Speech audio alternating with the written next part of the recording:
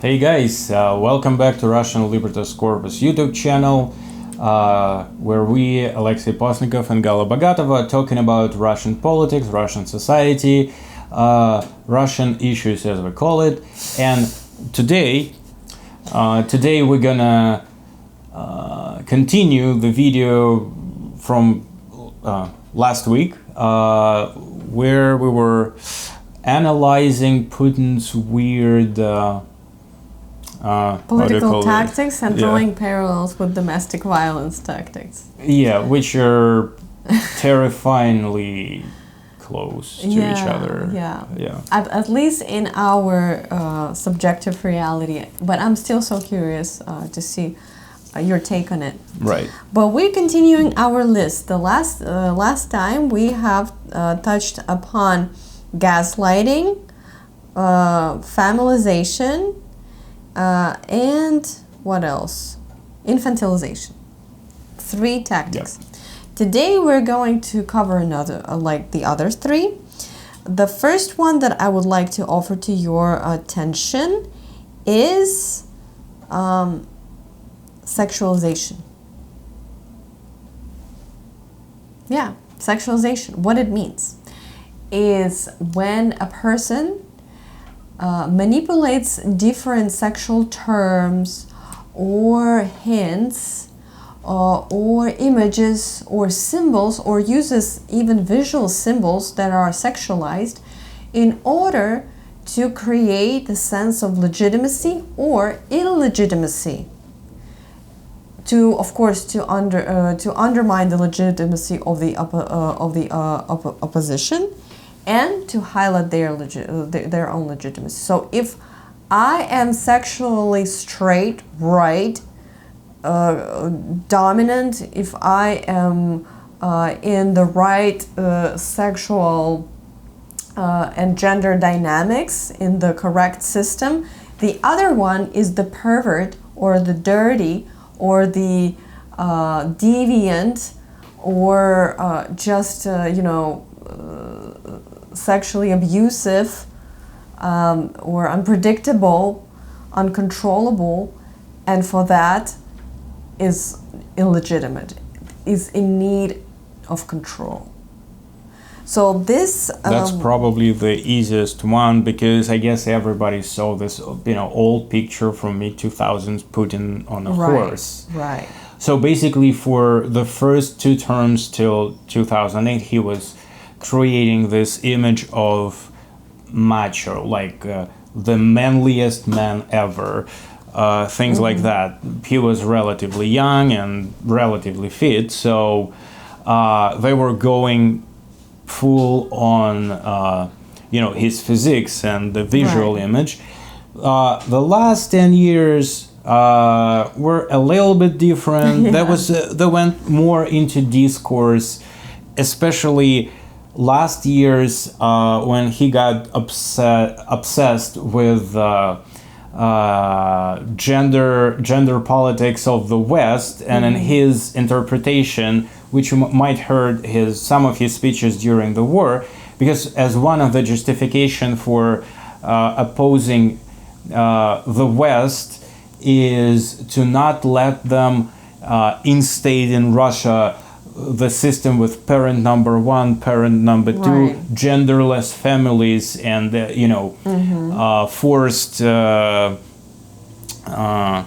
forced transition for children that apparently every school in the Western country does. As if you haven't heard, just Google Putin think. That's what's going on. So he became obsessed with this gender dynamics. The way he understands that, where he got these ideas, I never heard anyone using the terms parent number 1, parent number 2, besides Putin. And the other thing, which I think is kind of closely connected to his cultural background from, the streets of Leningrad, dark streets, like street rules, prison culture, which is he has a lot of anal fixation, even when for he was drawing a picture for kids. It was a few years ago. He, for some reason, drew like something weird, and then basically it was cat from behind with an like distinctive anus, and it's like, why? Oh my God. Oh, you haven't seen that?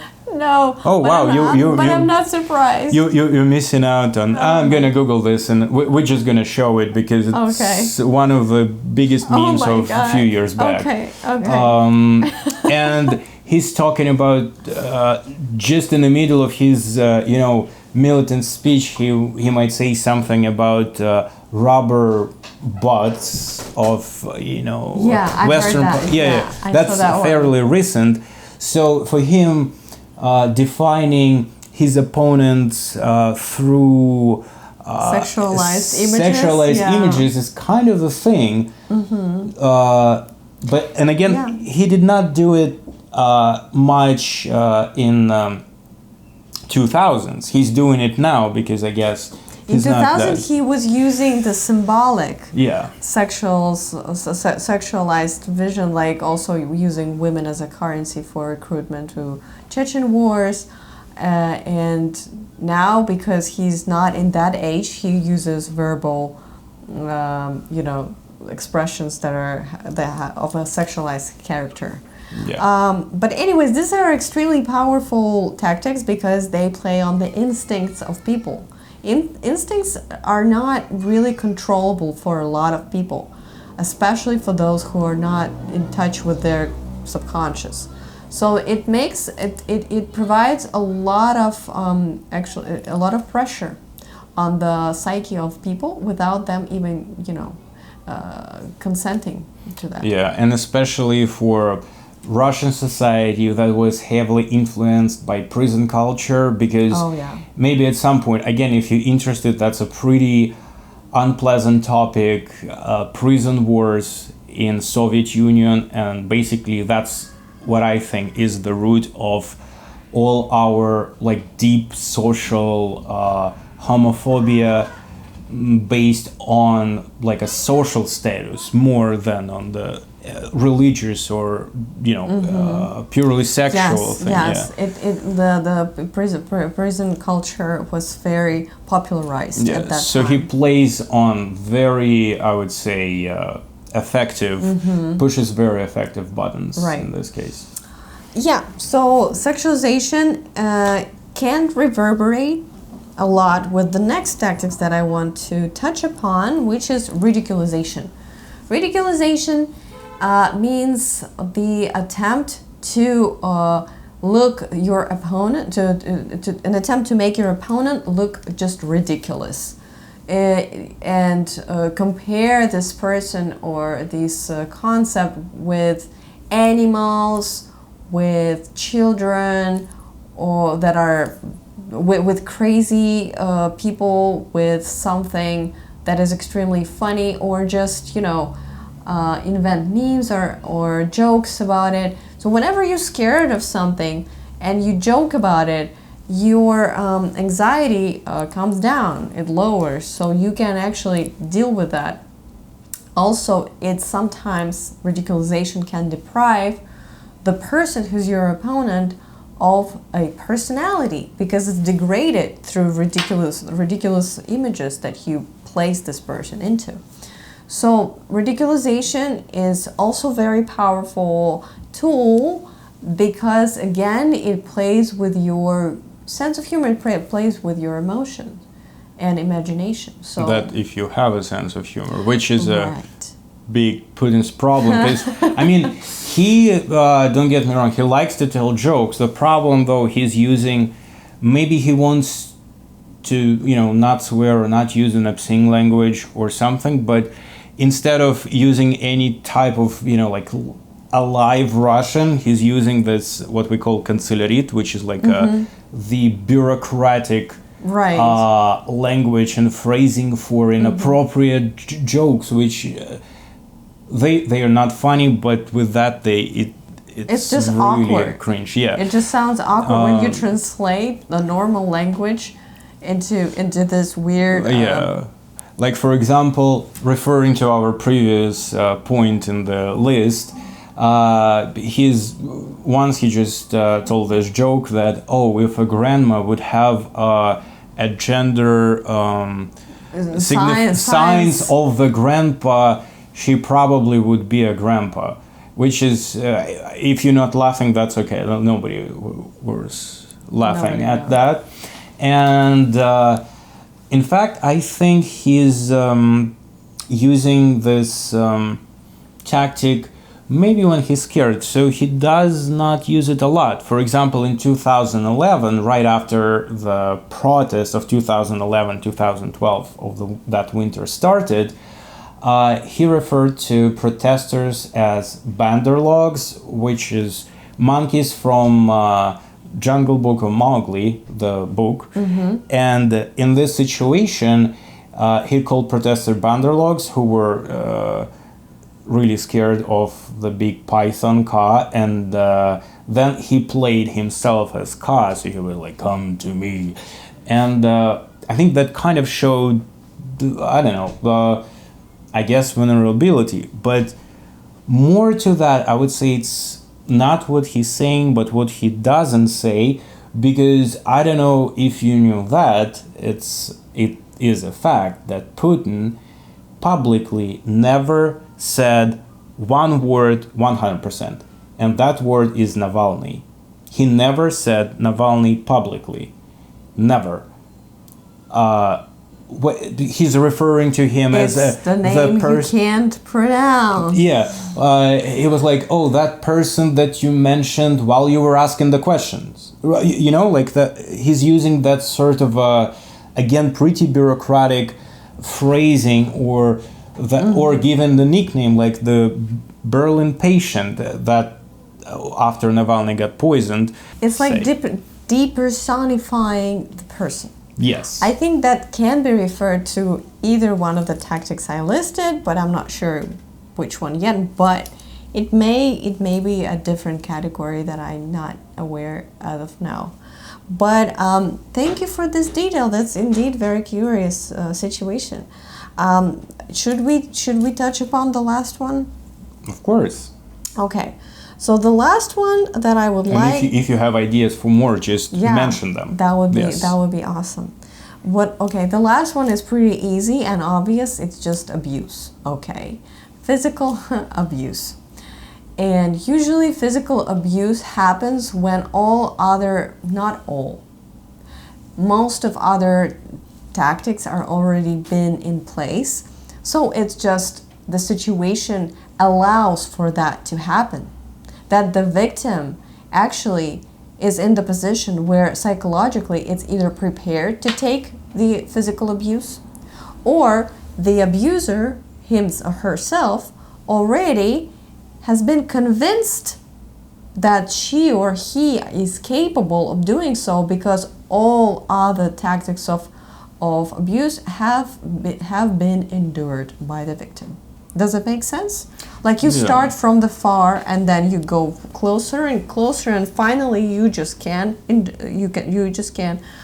physically abuse the person. I would say he's using that as as a part of his fear tactics, because if we look in the history of the last 12 years since the protests, and I'm mentioning those protests a lot, but that's 2011, 2012, that's where this new era of Russia started. Well, probably it ended last year with the start of the war, which marked a completely new, devastating era in Russian history. But the way he was using oppression and repression in Russian society was, little by little, punishments were a little bit harsher. Then the next step is like the big random criminal case against random people after the protest on the inauguration day in 2012 in May. So he was just moving this further and further and further, and instead of creating like a big social response when you acting too fast and too harsh. By doing it little by little, he kind of was killing this ability and will to protest. Like, will I Right. protest because there are few people, they've been arrested? Bad, but should I risk my own life for that? Right. Is it, are the stakes that high?